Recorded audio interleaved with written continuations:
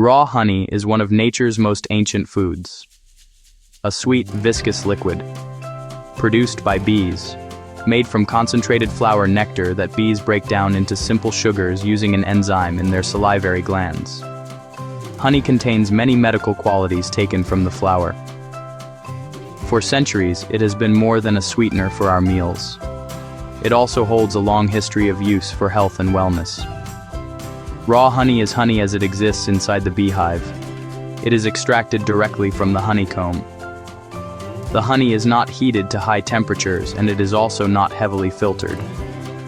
Once the honey has been cooked or diluted, these medicinal properties may no longer exist in beneficial quantities. This minimal processing ensures it retains its natural properties. It keeps tiny, beneficial particles of bee pollen, propolis, parts of the waxen honeycomb, and an abundance of natural enzymes. These elements are what make raw honey particularly special and are the focus of much scientific interest. We will explore the many medicinal uses of raw honey. Raw honey can be used for burn and wound healing, antibacterial, antimicrobial, and anti-inflammatory, cough suppressant, allergies, and lowers blood pressure, lowers cholesterol and triglycerides. Understanding these benefits helps us appreciate honey beyond its simple, sweet taste and incorporate it thoughtfully into our lives. The creation of honey is a remarkable and systematic process. The organization, efficacy, and joint nature of honeybees. It is a testament to God's creation. A forager bee leaves the hive and flies to nearby flowers. It collects sweet nectar by probing flowers with its long tube-like tongue, the proboscis. The bee stores nectar in a special pouch called a crop. This is also called the honey stomach, separate from the digestive stomach. In the honey stomach, the nectar mixes with enzymes produced by the bee. That enzymatic mixing is the first step toward honey. With a full honey stomach, the forager returns to the hive. It regurgitates the nectar mixture and passes it to a younger house bee. This bee-to-bee transfer, repeated several times, adds more enzymes each pass. Complex sugars are broken into simpler sugars, first fructose, then glucose. That inversion makes honey digestible and resistant to bacteria. Bees deposit the thickened liquid into hexagonal honeycomb cells. The liquid is still watery, so bees evaporate excess water by fanning their wings. Water content drops from about 70% to under 20%. When the consistency is right, bees cap the cell with beeswax. Capped cells are sealed from air and moisture, a stable food source. Bees rely on this honey during colder months when flowers are gone. Beekeepers harvest surplus honey, leaving enough for the colony. This ancient partnership gives us the fruits of the bees' labor. The result, a pure, natural food. When you walk down the aisle of a grocery store, you see many types of honey. Jars labeled raw versus processed. Cloudy versus clear honey jars. The main distinction is between raw and processed honey. Raw honey is honey in its most natural state. Taken from the honeycomb, lightly strained. Straining removes large debris, beeswax, dead insects, or debris. Leaves beneficial microscopic particles intact. Raw honey not heated above hive temperature, around 95 degrees Fahrenheit or 35 degrees Celsius. Retains natural enzymes, vitamins, antioxidants. It often appears cloudy or opaque, and it can crystallize over time. Processed honey, on the other hand, undergoes several steps. The most common step is pasteurization. This involves heating the honey to high temperatures, often up to 160 degrees Fahrenheit or 71 degrees Celsius. Pasteurization kills any yeast cells that might be present. This prevents fermentation and extends the shelf life of the honey. It also makes the honey smoother and more liquid. The high heat, however, can damage or destroy the natural enzymes and antioxidants. Another step in processing is ultrafiltration. During this process, honey is forced through extremely fine filters. This removes all fine particles, including pollen grains and other small solids. The result is a perfectly clear, smooth, and uniform liquid. However, removing the pollen also removes one of the key identifying features of honey. Without pollen, it is difficult to trace origin, raising concerns about authenticity and purity. Choosing between raw and processed honey depends on your purpose. Honey as a topical treatment for wounds.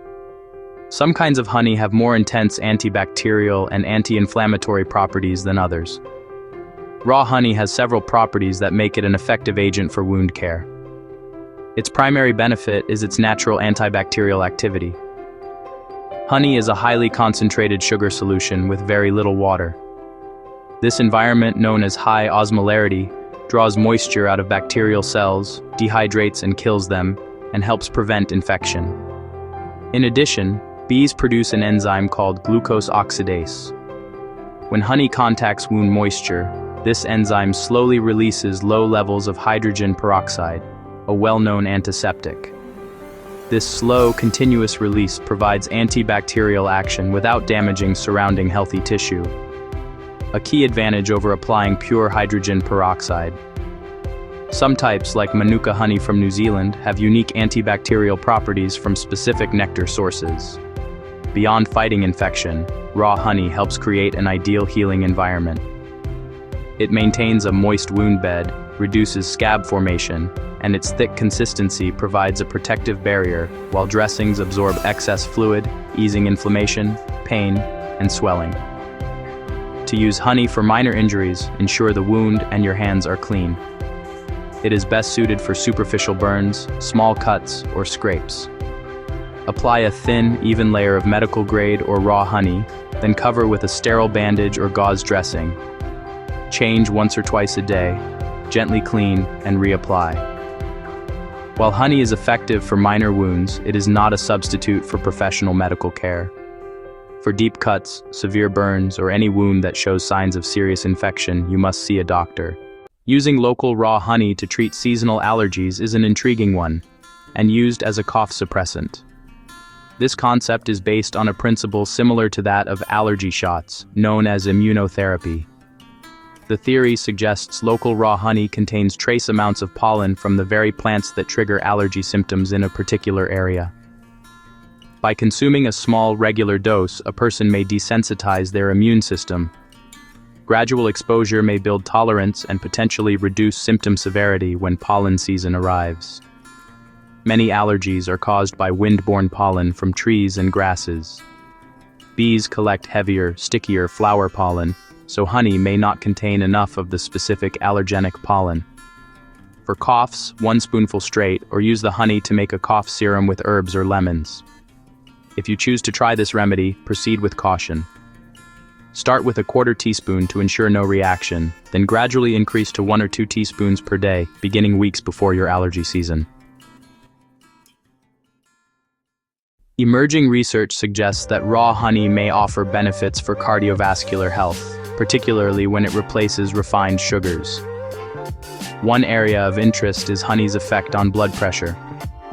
Some studies indicate a modest reduction linked to honey's rich antioxidants, including flavonoids and phenolic acids. These compounds can help relax blood vessel walls, improving blood flow and contributing to lower readings. High LDL cholesterol promotes plaque buildup, atherosclerosis, raising heart attack and stroke risk. Replacing sugar with honey can positively impact cholesterol.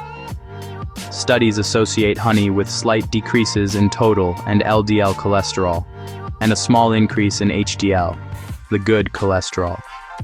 Triglycerides, another blood fat, rise with sugary, refined diets. Research shows replacing sugar with honey can help lower these levels.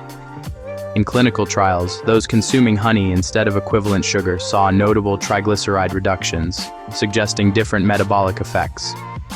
Interpret these findings with balance.